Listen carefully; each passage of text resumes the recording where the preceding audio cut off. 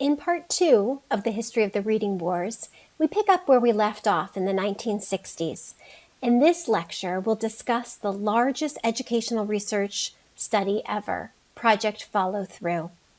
See if this sounds familiar.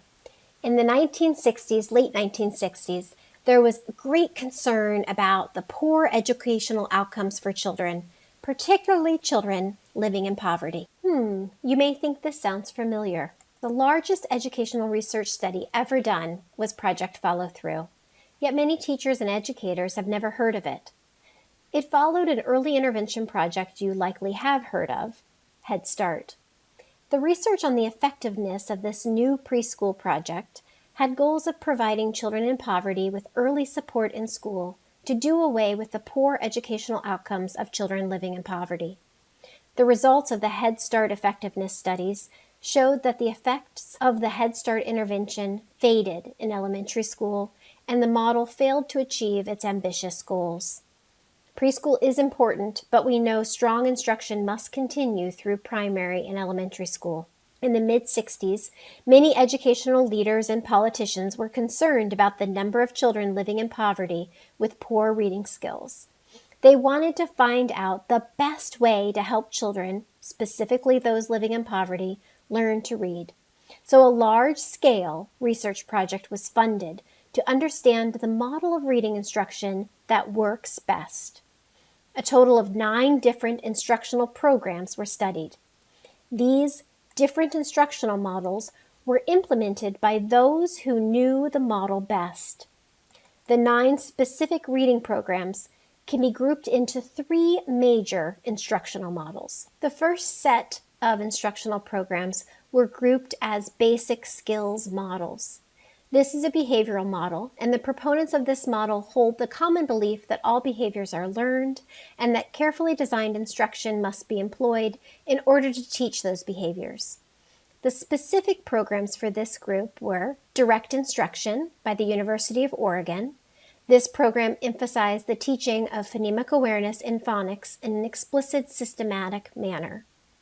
Behavioral Reinforcement, implemented by the University of Kansas. This program emphasized also the teaching of phonics and phonemic awareness, and they also used social praise and tokens to reinforce specific behaviors of children.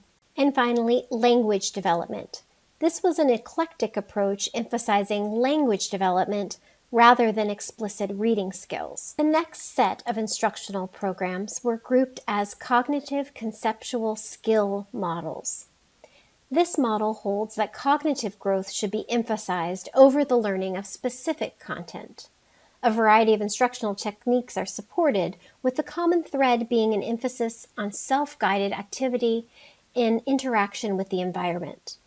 The specific programs for this group were the cognitive-oriented curriculum. This is based on Piaget's theories of underlying cognitive processes.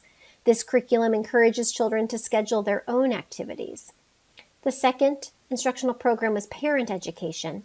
Parents of disadvantaged children were taught to teach their own children. Teaching emphasized language instruction and the development of motor and cognitive skills. This was implemented by the University of Florida. And finally, self-directed literature. Students are exposed to literature related to their own experiences and interests. The next set of instructional programs were called the affective skills models. The affective skills model was a psychodynamic approach which considers social and emotional goals to be essential for optimal development of the whole child. Instruction emphasizes the quality of interpersonal relationships and an environment which supports self-actualization. The specific programs for this group were the Bank Street College model. In this model, children select their own learning options in a classroom structured to provide maximal learning opportunities. The Open Education model. This is where children were assumed to be entirely responsible for their own learning, with no teacher-directed instruction. This was implemented by the Education Development Center. And the Self-Esteem or Responsive Education model. This curriculum emphasis was on the development of self-esteem. An impressive research design was implemented. Quasi-experimental research design was used to analyze the impact of reading instruction. Each instructional program had 4 to 8 follow-through schools with children that started in kindergarten and were followed until 3rd grade.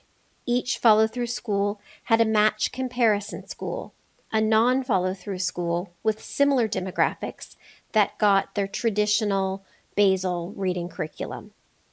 To guard against bias, the analysis of the data was done by external evaluators, not by those implementing the programs.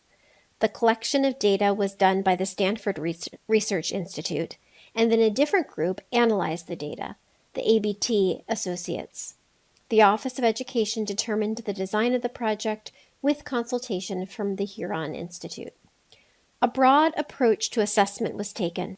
Assessments were administered that measured reading achievement, cognitive skills, and affective behaviors or social and emotional skills. Multiple assessments were used. This graph shows the overall results. I know it's a little confusing at first, so stay with me. The bars represent the different assessments that were administered in 3rd grade. The black indicates academic, the checkered box indicates cognitive, and the lined is affective or social and emotional. Along the vertical axis, you can see the different instructional programs that were implemented: direct instruction, parent education, behavioral reinforcement, language development, etc. Along the horizontal axis, the degree of difference of the follow-through students compared to the non-follow-through students, the matched control group that did not receive the instructional program, is plotted. A score of 0 indicates that there was no difference between follow-through and non-follow-through students, so no instructional treatment effects. Scores that are on the right, going to the right, indicate a positive effect for the follow-through students. 10 would indicate that the follow-through students did 10% better than their non-follow-through control groups. Bars going to the left would indicate a negative outcome, so follow-through students did worse than the comparison schools. So bars going to the right would be positive, bars going to the left would show negative effects of that instructional program. So let's just pick one, the cognitive curriculum. On measures of academic skills, the black bar, the follow-through students did almost 40% worse than their non-follow-through comparisons. And on cognitive assessments, the follow-through students did, looks like about 38% worse than their comparison. And then on affective or social emotional skills, the cognitive curriculum students did just about 8% worse. So all of their scores were worse than their comparison. From this graph, it is clear that direct instruction was the clear winner. Direct instruction on academic skills had gains of about 30%, over 30%. And in cognitive skills, they approached 40% better scores than their comparison group. And on affective or social and emotional skills, they were right about 30% better than their comparison groups. Due to criticism about the unfavorable results, the data were reanalyzed by several different groups. The direct instruction model still produced the best results on all reanalysis. Later follow-up studies were conducted over the following 10 years, showing strong, consistent long-term benefits and added support to the sustained gains of the direct instruction model. Again, this is the explicit systematic teaching model. Another important report to know about is Becoming a Nation of Readers. Spurred by the nation's low reading achievement and outcry from the public, a commission on reading was put together, and in 1985, Becoming a Nation of Readers, a report of the Commission on Reading, was released. The goal of this report was to synthesize 20 years of research and present the findings in language which teachers, parents, administrators, and policymakers could easily understand.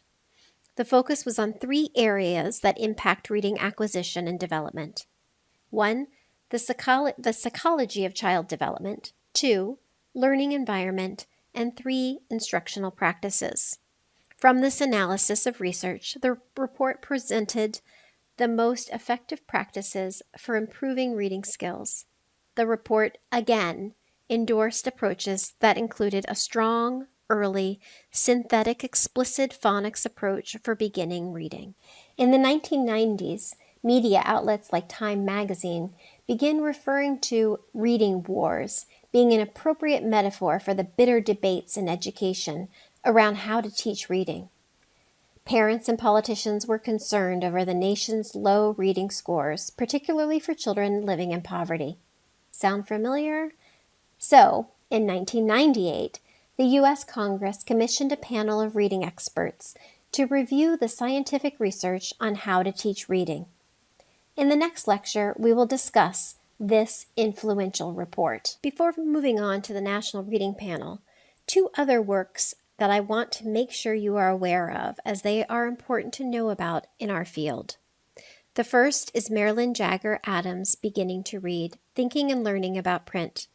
This was published in 1990 before the National Reading Panel, and it is an impressive and influential book where she attempts to reconcile the divide in reading education by exploring the history of reading instruction, the reading wars, and outlines the rich research base on reading development and instruction. The second book is the National Research Council's Preventing Reading Difficulties in Young Children. This was a review of the research on early reading instruction and intervention. The goal of both of these books, much like Seidenberg's 2017 book, was to help teachers access the research on reading instruction.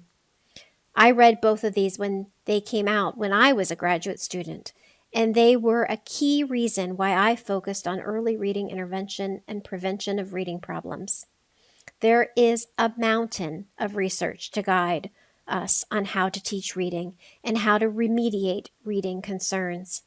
We need to help schools understand and implement this research.